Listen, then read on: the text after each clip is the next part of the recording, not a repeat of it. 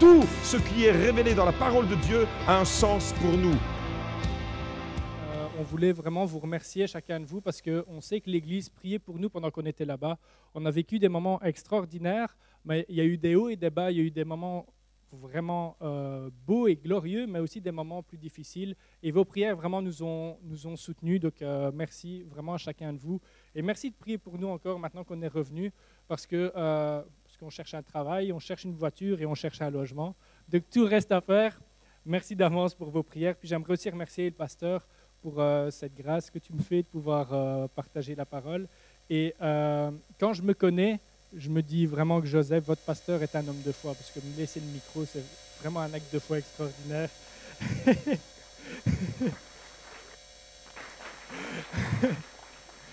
Ça met tout de suite en confiance les pasteurs quand on dit ça. Et j'aimerais vous souhaiter vraiment une bonne et heureuse année 2018. Que vraiment le Seigneur vous bénisse, que le Seigneur vous aide, que le Seigneur vous guérisse ceux qui ont besoin et que le Seigneur vous surprenne.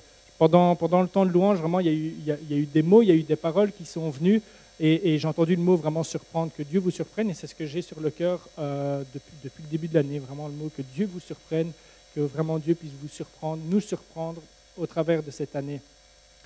En ce début d'année, qui est prêt, combien sont prêts ici pour vivre un nouveau mois?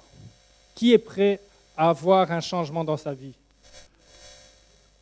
Extraordinaire. Tout le monde a dit oui à l'appel, donc on va passer directement à la prière et terminer le message. En Belgique, il y a comme un folklore des bonnes résolutions. Au début de l'année, généralement, on est tous en train de faire une liste des résolutions de l'année, de ce qu'on veut accomplir, de ce qu'on veut changer, etc. Puis c'est clair que le 1er janvier, on rêve tous de ressembler à ça. J'ai une photo. Je parle de la photo de droite. Au début d'année, on ressemble tous plutôt au côté gauche et on se dit, cette année-ci, mon objectif, c'est de tendre vers le côté droit. Et peut-être que cette année pour toi a été le fruit de la réussite, le fruit de projets que tu avais à cœur puis que tu as accomplis. Et si c'est ton cas, j'aimerais te dire que ce n'est pas fini. J'aimerais te dire que même si tu as vécu des bonnes choses avec Dieu, des accomplissements, pour 2018, Dieu a encore plein de choses en réserve pour toi. Parce que chaque jour, ses bontés se renouvellent. Donc, tu n'as encore rien vu. Le problème, c'est que bien souvent, on se retrouve plutôt du côté gauche. Début de l'année, on se dit, je veux réussir, je veux passer plus de temps avec la famille, je veux mettre de l'argent de côté, je veux arrêter de fumer, je veux prier plus, je veux plus de Dieu. On a plein de projets, puis en fin d'année, on se rend compte qu'il n'y a pas grand-chose qui a évolué. Et pour plusieurs, ici, vous entrez en 2018 avec un cœur même qui vous condamne. J'ai échoué. Je n'ai pas réussi à garder la famille en place. J'aurais tellement voulu ne pas divorcer, mais ça arrivait. J'aurais tellement voulu ne pas décevoir ma famille, mes amis, les personnes qui sont autour de moi, mais je les ai déçus encore. Et tu arrives en début 2018 avec un cœur qui te dit que tu es coupable. Et si c'est ton cas, Dieu est plus grand que ton cœur. Même si ton cœur te condamne, Dieu est plus grand que ton cœur. Dieu n'est pas venu pour te condamner, il est venu pour te pardonner, pour te tendre la main, pour t'aider à sortir de tes difficultés et entrer dans une vie nouvelle. Parce qu'avec Jésus, on a l'opportunité d'entrer dans une vie nouvelle. Et j'ai entendu l'anecdote d'un homme qui se rend chez son médecin parce qu'il a des problèmes neurologiques. Il perd la mémoire. Et il va voir son médecin et dit voilà, j'ai besoin d'aide, j'ai besoin qu'on passe des examens. Puis les examens se font et la conclusion, en fait, c'est voilà, oui, tu perds la mémoire. Il y a une opportunité d'opérer, mais le risque, c'est que tu perdes la vue. Et la réponse de cet homme-là est vraiment étonnante. Il a dit ok, mais au final, je préfère perdre la mémoire que perdre la vue. Parce que je préfère savoir où est-ce que je vais, voir où je vais, plutôt que de me souvenir des blessures et des choses que j'ai vécues dans le passé. Et plusieurs personnes ici, c'est exactement ça que tu te dis. Tu te dis 2017, j'aimerais l'oublier. pour entrer dans quelque chose de nouveau. Et c'est ce que Dieu a pour toi. Je suis convaincu que Dieu a vraiment un stock inépuisable de bonnes choses, de bénédictions à déverser dans nos vies pour 2018. Mais la véritable question, c'est est-ce que je suis prêt à laisser Dieu déverser ces choses dans mon cœur et dans ma vie? Est-ce que mon cœur est prêt et disposé à recevoir des semences de vie? Parce que si notre cœur n'est pas droit, si notre cœur n'est pas une terre qui est prête à recevoir des semences de vie de la part de Dieu, Dieu aura beau déverser tout ce qu'il veut, il n'y a rien qui va pousser. Ça va pousser, puis ça va se ternir. Et le titre de mon message, c'est « Résolution essentielle ». Parce que Dieu nous place devant un pays promis, il nous dit « J'ai des choses pour toi, mais il faut que tu t'en empares. » Et il y a des décisions que tu dois prendre. Et ma question, c'est « Et si ce qui nous empêche d'entrer dans ce que Dieu a pour nous, ce n'était pas les autres, ce n'était pas notre mari, ce n'était pas notre femme, ce n'était pas notre voisin, mais que c'était nous-mêmes ce qu'il y avait au plus profond de nous. » Et je parle du cœur, de notre cœur. Et si ce qui nous bloque, ce n'est pas les circonstances passées de ce qu'on a pu vivre, de ce qu'on nous a fait vivre, mais que c'était notre cœur. Et je ne suis pas en train de dire que ce que tu as vécu dans le passé n'a pas de conséquences sur le présent. Je suis assistant social et je suis le premier à voir les conséquences d'une vie de douleur, de souffrance. Je ne suis pas en train de mépriser ça. Mais est-ce que ça se pourrait que Dieu ait envie d'agir de manière miraculeuse, non pas à l'extérieur de nous, mais en nous? Et je voudrais qu'ensemble, on puisse prendre cette décision, une résolution essentielle qui va aller toucher le cœur de Dieu et qui va vraiment répandre sur nous sa grâce et déclencher le miracle. Et ensemble, j'aimerais qu'on chemine avec un des personnages bibliques qui incarne le plus cette vérité de résolution, d'être résolu pour Dieu. Et je parle de Daniel. Petit contexte, Daniel, c'était un adolescent d'une quinzaine d'années quand le roi de Babylone est venu envahir son pays. Et le roi et toute son armée a arraché des dizaines, des centaines de jeunes à leur famille pour les emmener captifs dans un pays qui s'appelle Babylone, où vraiment toute chose immorale se passait. Babylone représente tout ce qui est anti-Dieu, tout ce qui est anti-chrétien de l'époque, même s'il n'y avait pas encore de chrétiens, mais tout ce qui était contre Dieu est représenté par Babylone. Et ces adolescents, imaginez un peu des adolescents qu'on prend, qu'on emmène à Las Vegas, on dit go, vas-y, fais ce que tu veux, amuse-toi, souille-toi, fais tout ce que tu veux, tu es libre, loin des parents, loin de tout ça. Et c'est exactement dans ce contexte-là que Daniel et ses amis vont se retrouver. Et quand ils arrivent là, il y a toute une pression sociale qui va essayer de les conformer aux valeurs de l'époque, aux valeurs de ce pays qui est anti-Dieu. Il y a comme une pression qui va essayer de les déchristianiser. Et vous savez quoi? C'est exactement ce que le monde fait avec chacun d'entre nous. C'est exactement ce que la société essaye de faire, venir déformer notre cœur pour nous conformer à sa manière de penser, à sa manière de voir, à sa manière d'agir. Plein d'exemples, on est bombardé de mensonges. Par exemple, hier c'était Miss Belgique. Qui a regardé Miss Belgique? Il n'y a pas beaucoup de... Les autres n'osent pas le dire. Hein? J'ai rien contre Miss Belgique, mais est-ce que ça se pourrait que des jeunes filles, ou même des dames plus âgées, à regarder des filles comme ça en bikini qui clairement font du sport plus de 10 heures par jour pour avoir un corps comme ça, mais à force de regarder ça, on en vient à se comparer puis se dire qu'au final, être une femme qui a du succès dans la vie, être une femme qui a de la valeur, c'est ressembler à ça. Puis peu à peu, en fait, ça nous détruit de se dire ben, « je ne serai jamais comme elle ». Donc, je ne serai jamais à la hauteur dans ma vie. Puis, c'est pareil avec les gars. Je ne dis pas que tu te compares à Miss Belgique, mais tu peux te comparer à Mr. Belgium. Tu peux suivre des gens sur Instagram qui vont à la salle, qui deviennent énormes, tout musclés. Puis quand ils parlent, ils bougent, il y a tous les muscles. Puis tu te dis, devenir un homme, c'est être comme ça. Et si je ne ressens pas à ça, ben, je ne suis pas vraiment un homme. Et hier, pendant que je préparais, j'avais vraiment comme une idée vraiment qui est venue me chercher. C'est la meilleure image de l'homme, c'est Jésus. Si tu veux réussir ta vie, si tu veux être un vrai mec, il faut que tu ressembles à Jésus. Et Jésus, il a pleuré. Jésus, il a eu peur. Quand il était face au plus gros défi de sa vie, il a pleuré, il a eu peur et il a eu besoin d'amis autour de lui. Dire, les gars, moi, je ne suis pas capable d'y arriver. Et aidez-moi, priez pour moi, soutenez-moi parce que ça va mal. J'ai une décision à prendre, j'ai un choix à faire, puis pas sûr, là. Aidez-moi. Un vrai mec a besoin de personnes autour de lui. Toutes sortes de mensonges. La réussite, c'est quoi? La réussite, c'est avoir telle voiture, tel travail, avoir telle maison. Et ça vient, puis ça, on est formaté.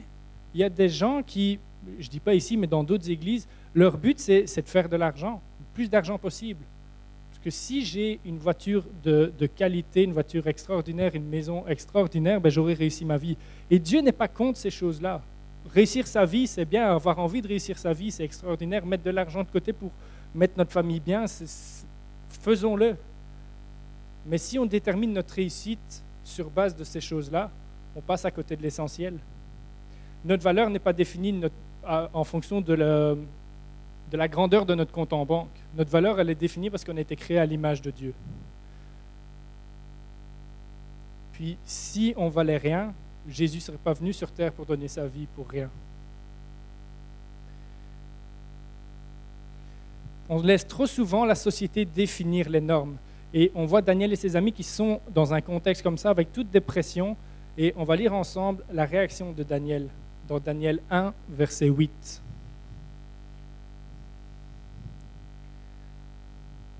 Daniel résolut en son cœur de ne pas se souiller par les mets du roi et par le vin dont il buvait. Il priait le chef des eunuques de ne pas l'obliger à se souiller. Daniel résolut en son cœur de ne pas se souiller. Le roi, c'est une représentation du diable. Pas le roi de la Belgique, mais le roi de l'époque. Et une représentation du diable qui vient pour essayer de nous corrompre. Et le roi met en place toutes sortes de stratégies. Il va même jusqu'à changer le nom des jeunes. Et changer le nom pour l'époque, c'est changer d'identité.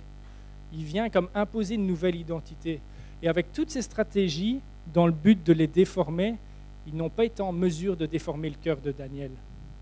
Et ça, c'est vraiment quelque chose qui m'a interpellé. Et une résolution essentielle pour cette année, c'est de garder notre cœur. Garder notre cœur en bonne santé. Parce que notre cœur est la chose la plus importante que Dieu nous a donnée. C'est la chose la plus précieuse aux yeux de Dieu. Et c'est exactement pour ça que l'ennemi veut venir souiller notre cœur. Et mon premier point, c'est l'importance du cœur. Quand la Bible parle du cœur, ce n'est pas du cœur biologique. Elle parle de l'essence même de l'être humain. Toutes nos pensées, toutes nos émotions, tous nos désirs, tout ce à quoi on aspire, tout ça vient du cœur, c'est notre cœur. Tout ce qu'on dit, tout ce qu'on fait, tout ce qu'on pense vient d'un endroit, c'est notre cœur. Et pourquoi c'est si important? C'est important parce que Dieu, il le dit dans la parole, dans 1 Samuel 16, verset 7, Dieu regarde au cœur. L'homme regarde ce qui frappe aux yeux. L'homme regarde à l'extérieur, mais Dieu regarde au cœur. Dieu regarde au cœur. Et c'est ça qui est le plus important aux yeux de Dieu. Ce n'est pas le fait d'avoir une théologie parfaite. Ce n'est pas le fait de venir à chaque réunion. Ce n'est pas le fait d'avoir la capacité de connaître entièrement la Bible. Ces choses-là sont bonnes et on vous encourage réellement à le faire. Le plus important, ce n'est pas ça, c'est ton cœur. Quand on va arriver devant Dieu, là, c'est le cœur qui va peser. Et on a souvent tendance à se dire, on va être spirituel.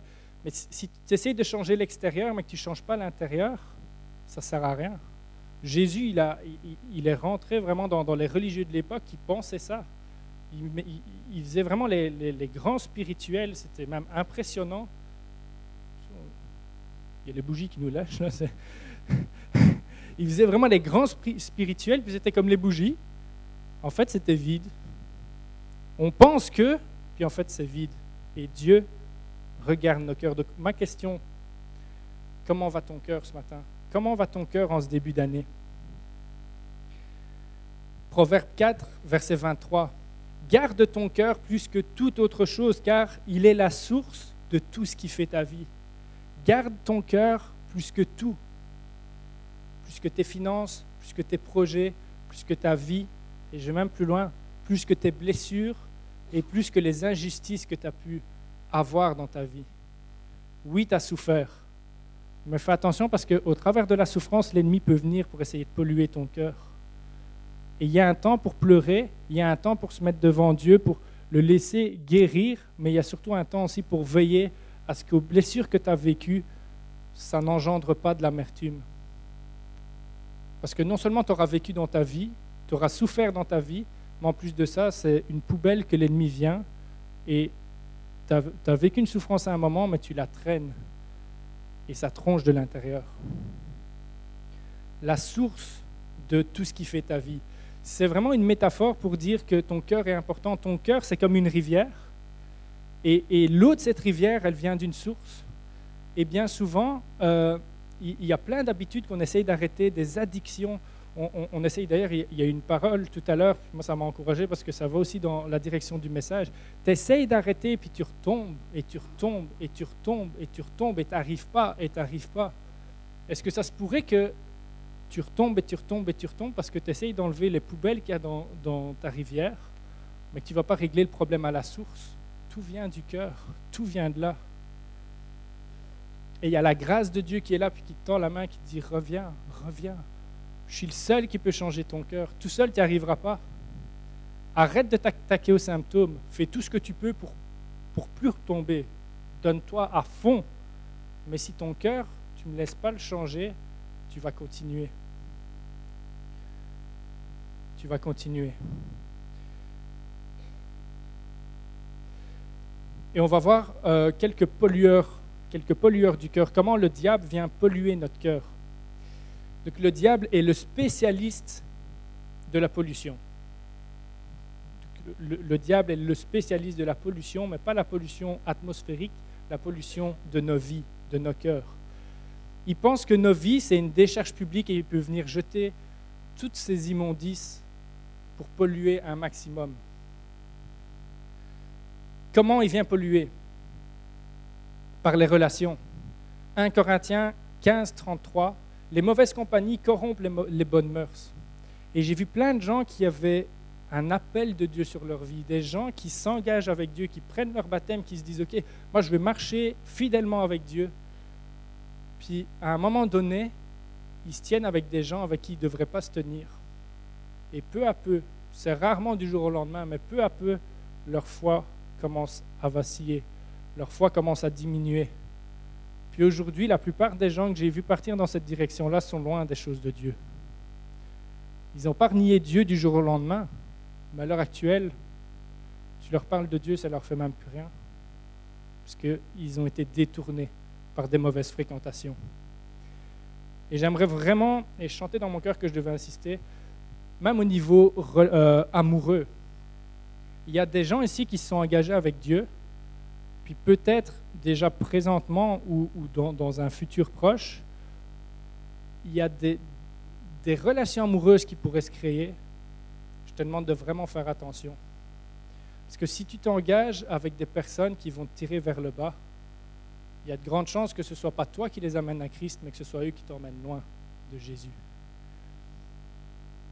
Et c'est fou parce que Daniel et ses amis, on voit ça, je pense que j'ai le texte, Daniel 2, 17, 18. Ouais. Daniel rentra ensuite chez lui et exposa la situation à ses compagnons, Anania, Michaël et Azaria.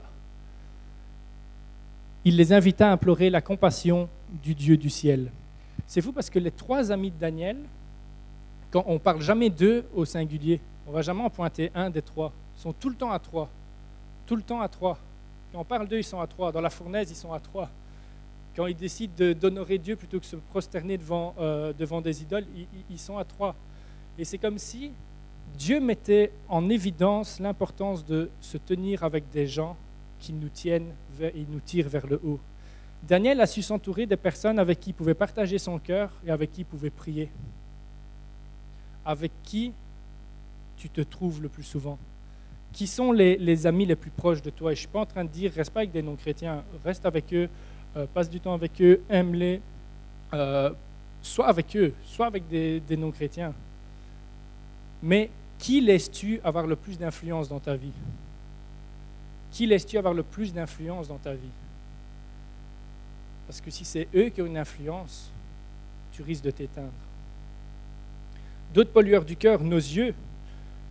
Jésus le dira, l'œil est la lampe du corps. Si tes yeux ne sont pas en bonne santé, que tu regardes des choses qu'il ne faut pas, ton corps entier va être en mauvaise santé. Puis le diable, il vient polluer, il vient polluer, il vient polluer. Il y a plein de choses qu'on voit à la télévision, sur Netflix, etc., qui ne sont pas violentes en soi, mais ça prône des valeurs où clairement ça revient en opposition totale avec ce que Dieu veut. Et il y a un grand sage, qui est mon pasteur, qui un jour a dit « Un chrétien mature est un chrétien capable de dire non à tout ce qui peut être dangereux pour sa foi. » Il y a des choses, des relations, des choses que tu vois, que tu fais, qui sont dangereuses pour ta foi. Il faut que tu sois capable de dire non et d'être capable de couper. Dans les pensées, le diable vient nous bombarder de pensées. On regarde des gens, puis on pense des choses sur eux, on ne sait pas d'où ça vient.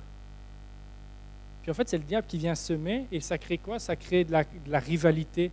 Ça crée, puis dans la région, je suis de la région, donc je connais la mentalité, il y a comme une culture de on va parler sur le dos les uns des autres. C'est jamais on va s'asseoir ensemble puis on va critiquer ouvertement la personne. Non, c'est tu trouves pas que ouais, il me semble que pourrait être mieux, etc. Je l'ai vu là, il a l'air un petit peu bizarre. Puis hop, et même dans l'église ça arrive. Et en fait ça alimente des poubelles dans ta vie qui vont déboucher sur des disputes, sur des conflits, sur quand tu vas devoir parler avec la personne. Tu vas tout interpréter de manière négative et tu vas prendre pour toi comme si elle t'attaquait alors qu'en fait c'est dans ta tête.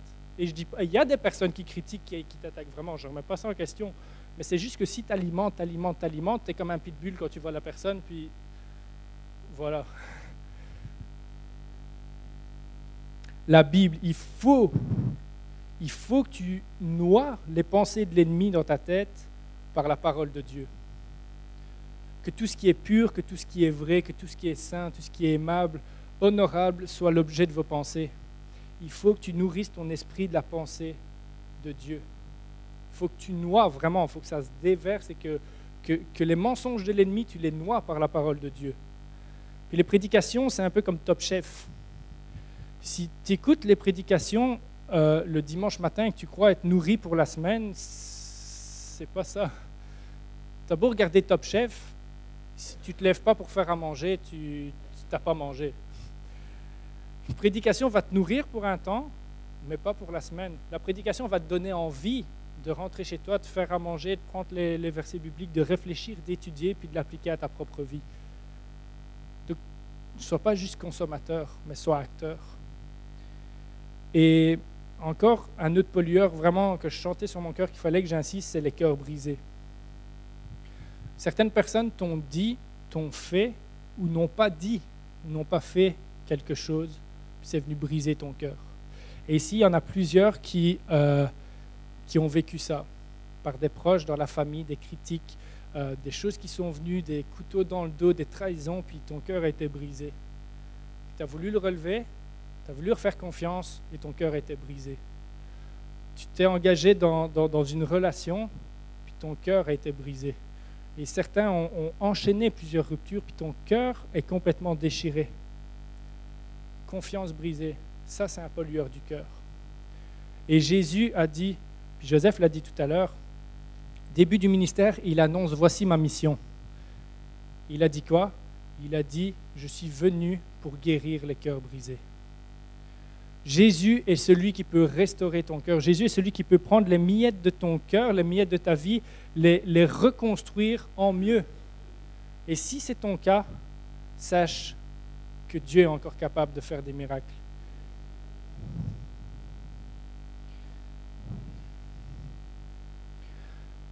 Fais attention aussi à la jalousie.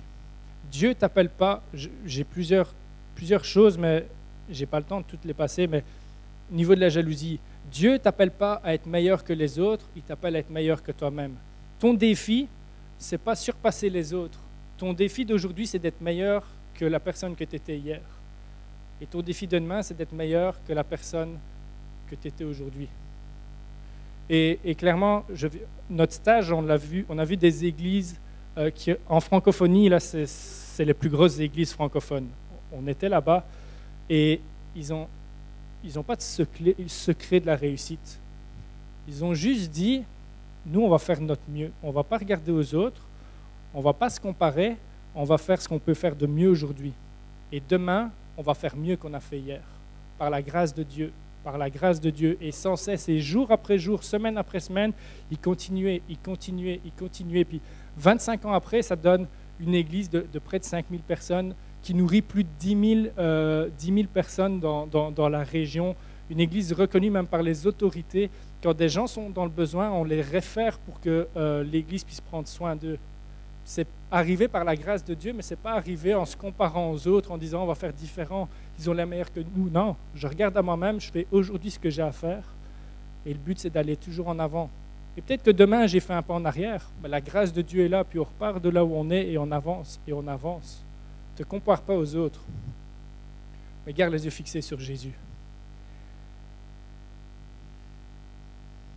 J'aimerais qu'on relise Daniel 1, verset 8.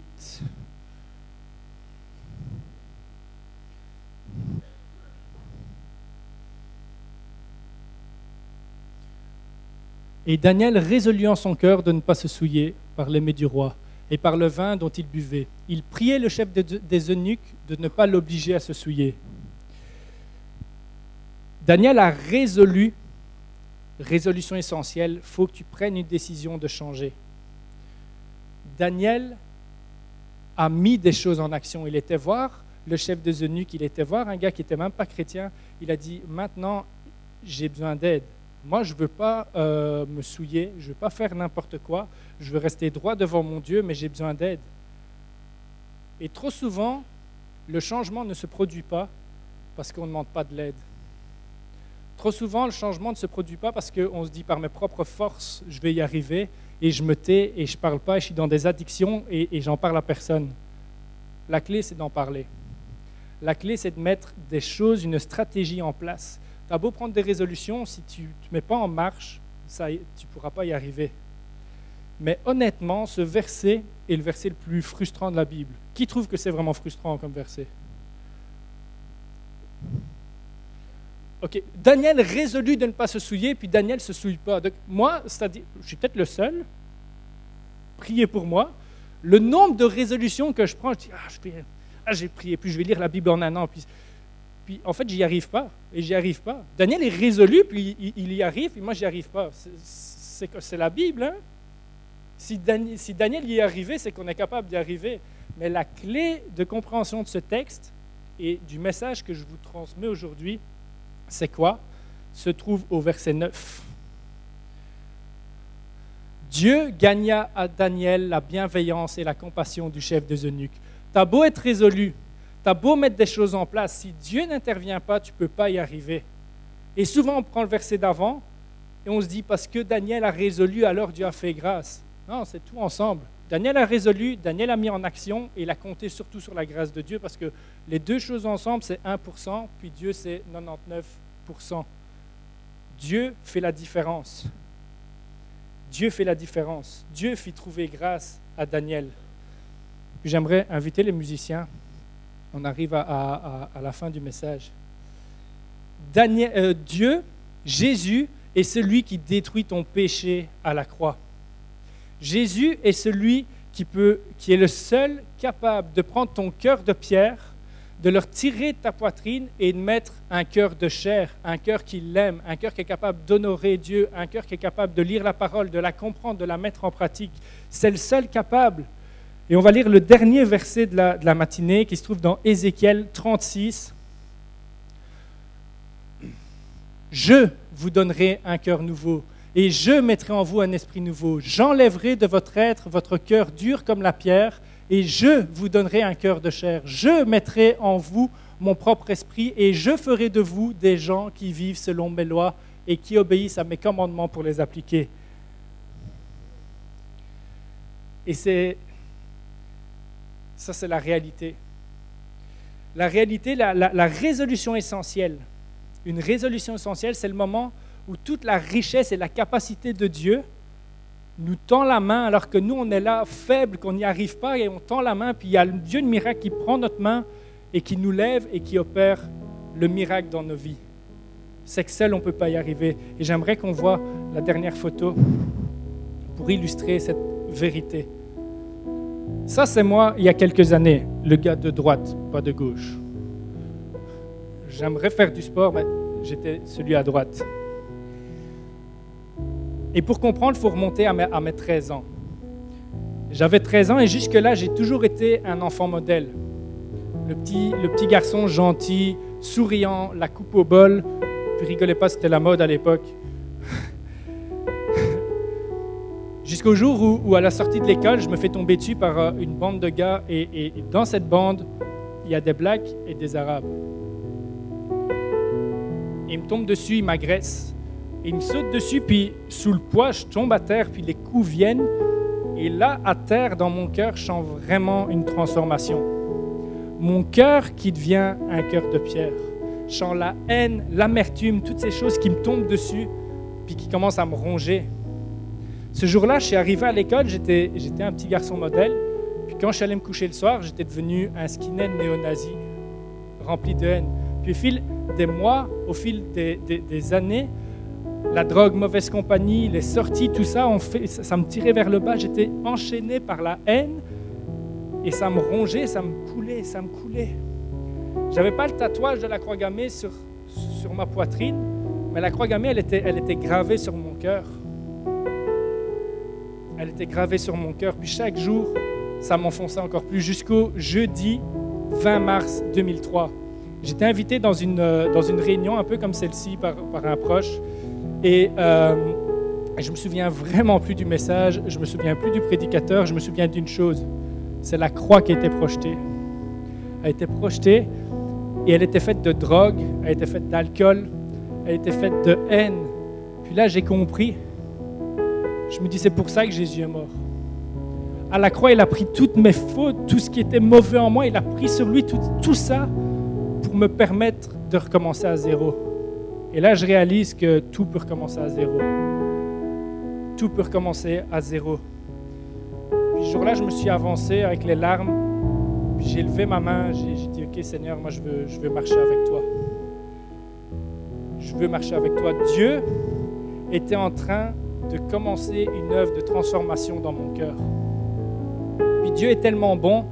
Dieu a tellement changé mon cœur. Il y a encore beaucoup à changer, mais Dieu a tellement changé mon cœur que je suis devenu assistant social. Puis je viens en aide à des jeunes qui sont en difficulté, qui ont plein de haine aussi, puis les aider, eux et leur famille. Dieu m'a permis d'aller à l'école biblique. Dieu m'a permis de me marier. Dieu m'a permis de devenir pasteur stagiaire, partir au Canada, puis revenir et être devant vous et vous dire que peu importe votre vie, peu importe votre passé, peu importe votre présent, peu importe ce qu'on vous a fait, Dieu est encore celui qui peut changer les cœurs de pierre en cœurs de chair. Dieu est encore celui qui peut prendre ton cœur tout sale, tout détruit et placer un cœur de vie en toi. Mais tout ça a commencé avec une résolution. Et ce que j'aimerais qu'on fasse, c'est qu'ensemble, on puisse fermer les yeux. Et cette résolution que Daniel a prise, cette résolution que moi j'ai prise ce jour-là, ça a commencé par une main levée. Et toi, tu es là, tu réalises que tu as besoin d'un changement de cœur. Toi, c'est peut-être pas la croix gammée qui est gravée sur ton cœur.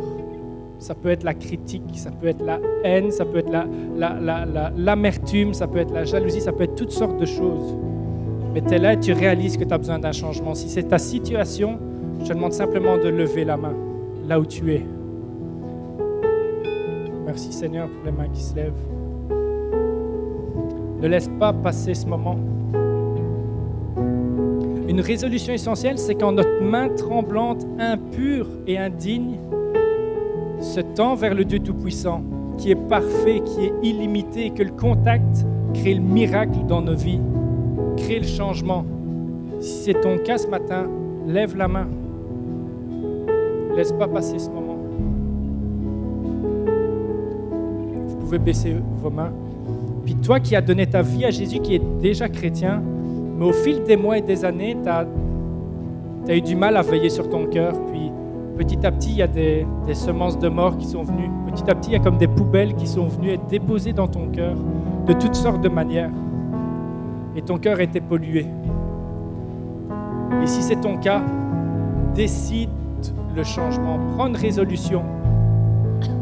Reste pas seul, mais surtout compte sur Dieu. Si c'est ton cas ce matin, simplement lève la main là où tu es. Dieu est le Dieu qui change les cœurs. Dieu est le Dieu qui vient rendre propre ton cœur. Même si tu étais infidèle, lui, il est fidèle. Et j'aimerais qu'on se lève ensemble et on va chanter ce chant de Luc Dumont qui dit « Je te donne mon cœur ». Seigneur, je ne te connaissais pas, puis je t'ai donné ma vie aujourd'hui. Et symboliquement, je chante le fait que je te donne ma vie et que mon cœur ne t'appartient plus. Ou alors, mon cœur était pas propre, même chrétien, mais tu l'as lavé aujourd'hui, puis je veux te remercier. Symboliquement, je chante. J'aimerais qu'ensemble, on puisse chanter ce chant. Je te donne mon cœur.